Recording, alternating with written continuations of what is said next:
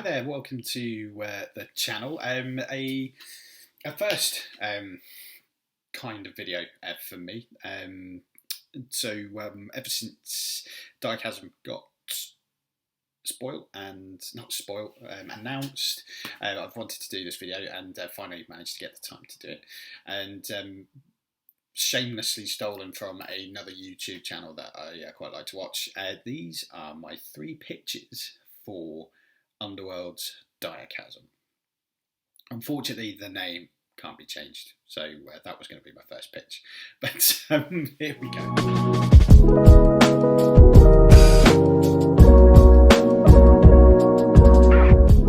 First up, I'm going to do that. I'm going to do the easy pitch. It's as soon as a new season comes close, everyone does this, and they start talking about the warbands that they want to see.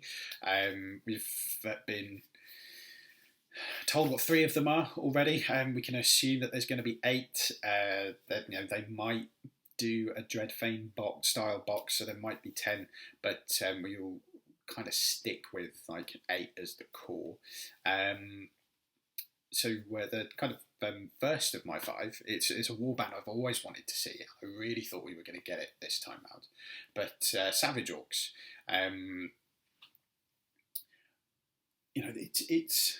It's the realm of beasts, and the Savage Orcs hunt beasts.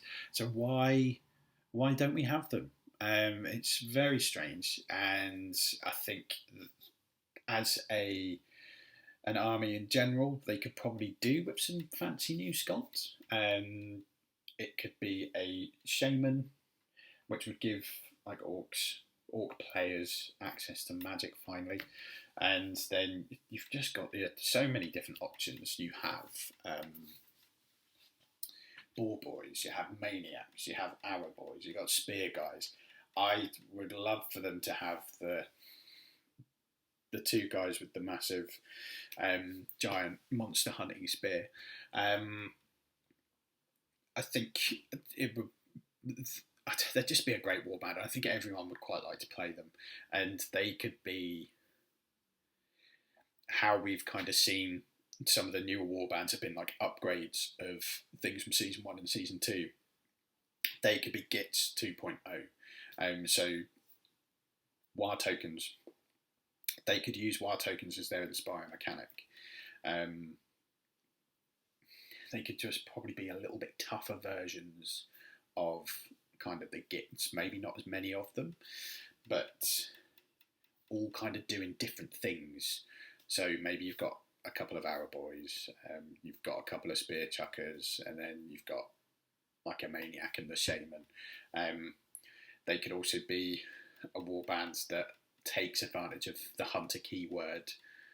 So there's kind of lots. There's lots that they could probably do with a Savage Orc warband, and I really want some new models. So do put in the Savage Orcs for us, please. The second warband I quite like to see an all demon warband. I don't care what faction it could be. You could have a Bloodletter warband. You'd have a Nurgling warband, just hundreds of Nurglings, loads of Nurglings all over the place. Tzeentch you could have a pink horror warband. Again, these could be new sculpts for demon players. I know that they'd sell because you could use them for 40k, you can use them for Sigmar, you can use them for Warcry. I think a demon warband would be quite cool. It could be a demon prince and then a few of the other demons. So if it's Khorne, it would be Bloodletters. If it's Nurgle, it would be Nurglings, and everyone bloody loves Nurglings, and don't lie to me if you say you don't. Tzeentch could be pink horrors, and then they could use the same mechanic for the blue horror, but there'd just be an extra model. But I doubt if they did do a demon one, it wouldn't be Slaanesh, because there's already a Slaanesh. Although they did do that with Khorne in the first season, but I don't. If they did do a demon warband, I don't think it would be Slaanesh. The third I think Skaven need to get a bit of love now. Not necessarily and I think in a different play style, which you could do quite easily. Have a priest or an acolyte, and then 2 rat ogres as his bodyguard. Now, I think it's in the literature, either in a book or it's written somewhere, isn't it? That there's a Skaven and some rat ogres wandering around. That either the Beastgrave or either kind of where season 3 is set. I'm sure of it, but I think that would kind of make a lot of sense. It'd be something for Skaven fans. It'd be something different from kind of like the tricksy, shenanigan-driven Scritch and the boys. But I think I think that'd be quite cool. And then the 4th one, they mentioned in the reveal that 70% of the warbands have been represented, and they would quite like to have everyone represented eventually, which makes sense. So I have, because it will come clear with my last one, but I think Deepkin might get a wee little bit of love. I can see that. I don't know much about them, but the eel riders would look quite cool, wouldn't it? Like 2 eel riders, and some kind of mage or priest, and to give them magic as well. Have them just like very quick. That's my eel. Have them just be really quick. Have the mage just, instead of being kind of like a fence, just with offensive spells, just kind of be like supportive and healing, a bit like Tari maybe. And again, the eels cross over quite nicely to Warcry, which I think it must be in the back of their mind a little bit when they're designing these warbands. It's like, can they be used for Warcry as well? Will people happily proxy these in Warcry? And yeah, I think that's. I think Deepkin, I'd quite like to see that. And then the last slot, we got the Scathe were brand new to Warhammer in general. So I'd like to see something new again. The Silent People are discussed quite a lot in the cards. I think they're the people that made the Amberbone weapons, and there's evidence of them scattered around the Beastgrave. I'd quite like to see a Silent People, either a Silent People warband or a warband of people that worship the Silent People. In kind of like the back of my head, I've pictured them as kind of like the dudes from Prometheus, kind of like almost Jedi-like, maybe, just kind of like hooded, big robes. They can be quite a magic-driven warband, perhaps. I just think to kind of give. I like that they put the Scathe in, and I think it would be really nice if they continued that trend and just kind of added a little bit more kind of flavour and fluff to the Underworlds to make it more of its own thing, as opposed to, oh, this is to do with Age of Sigmar, so we're just going to chuck Age of Sigmar stuff in. Well, that's because there is a story in the background as well, let's not forget. So apart from Grand Clashes and Store Championships, there is fluff and there is a story, and I think this will kind of help drive that as well. But they're my 5 picks. What do you think? Anything I've blatantly missed? People are going to be screaming at me at the TV. What about Bone Reapers? Oh, what about Tomb Kings? They're not going to put Tomb Kings in. From Free Cities, or what about my favourite thing? Let me know. Let me know what you'd like to see in the comments. The second pitch for the guys over at GW. Now I know everything's probably already locked in, but because of the way that they design their games so far ahead, I'd imagine once season 2 was finished and released, that's when they've released all of it, sorry, that's probably when they started working on Season 4.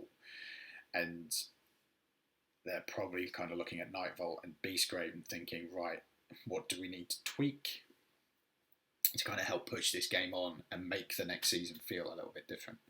How I propose is sort magic out. So Nightvault did do a lot of it introduced magic into the game. There was lots of magic cards that are gonna get cycled out. Now the big problem with magic at the moment is Stormsires. They're the only warband with more than one magic caster.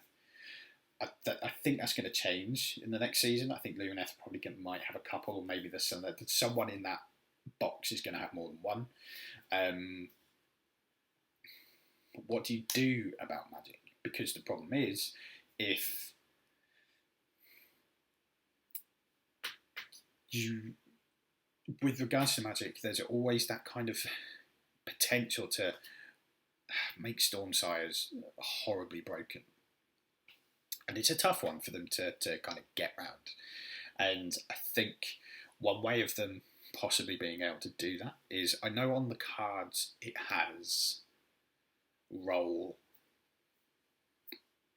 You have to roll this many results to be able to cast the spell. They can still keep that, but then they maybe put the level of the spellcaster on the card as well now. So you might need to only roll one focus result, but you need to be a level 2 wizard to cast this spell. And I think I just have a feeling as well in the back of my head that the Lumineth guy, when inspired, is going to be a level 3 wizard. And I think having spells cast in that particular way will make magic interesting. You can potentially make magic interesting again and make it a kind of mechanic that people might want to chuck into their warbands. But it won't make Stormsires a broken, horrible, hot mess. I think because Well of Power is going to be rotating out.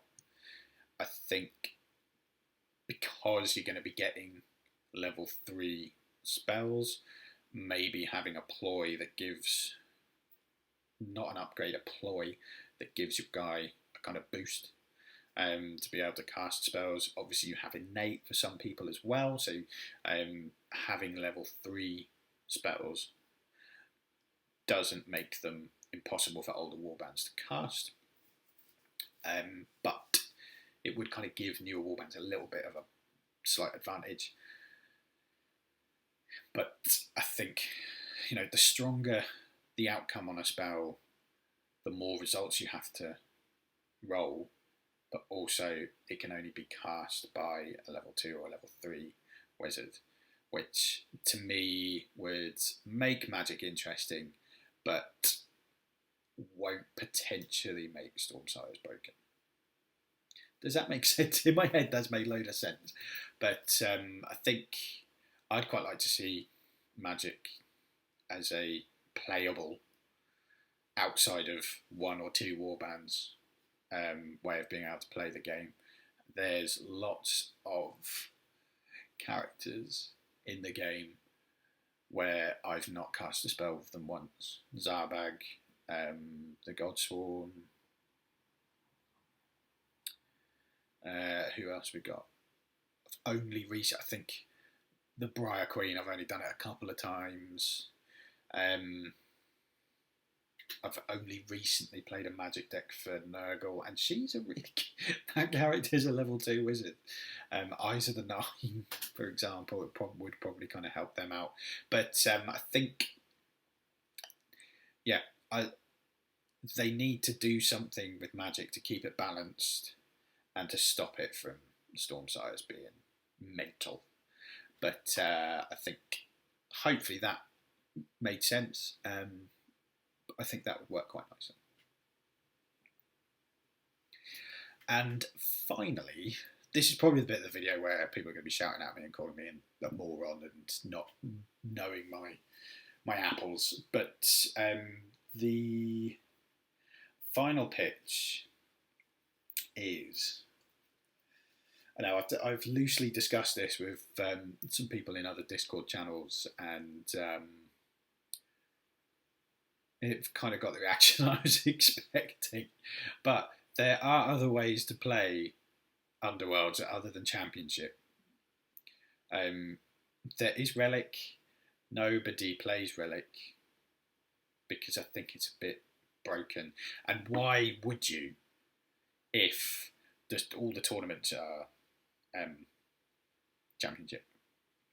I know Team Alliance has got a little bit of a bump recently, particularly in the Vassal community, because there's a really good tournament running on with that, and everyone's really enjoyed that particular way of playing. But I think restructuring Relic and making people want to play Relic is quite important. And I think the way that they could get people to do that is, one, balance the cards a bit more. But two, I'm really sorry if I upset anyone for saying this, two is rotate out Season 1 Warbands from Championship. So if you want to play that Warbands, you can play it in Relic. Now, I'm not done. So,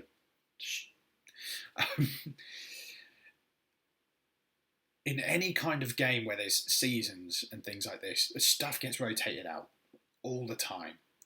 But you can still play it in another type, in another version of the game. So Hearthstone, for example, will have Standard, and it'll have Wild, where you can just do whatever the hell you want.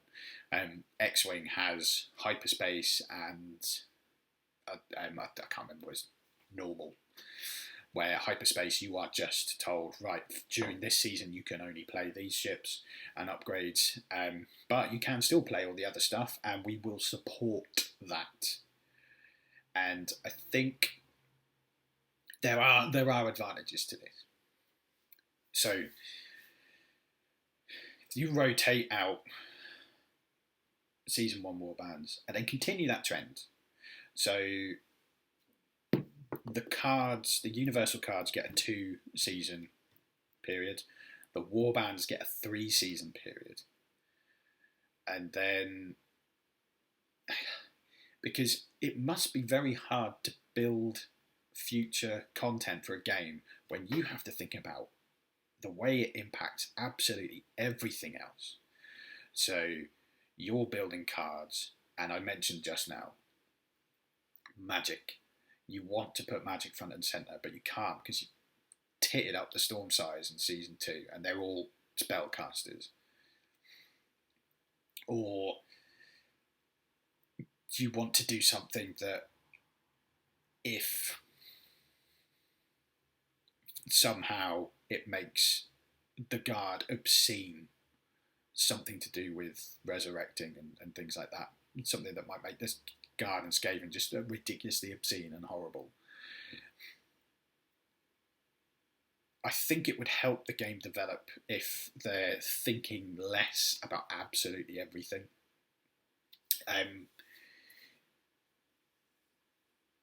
People then don't have to worry about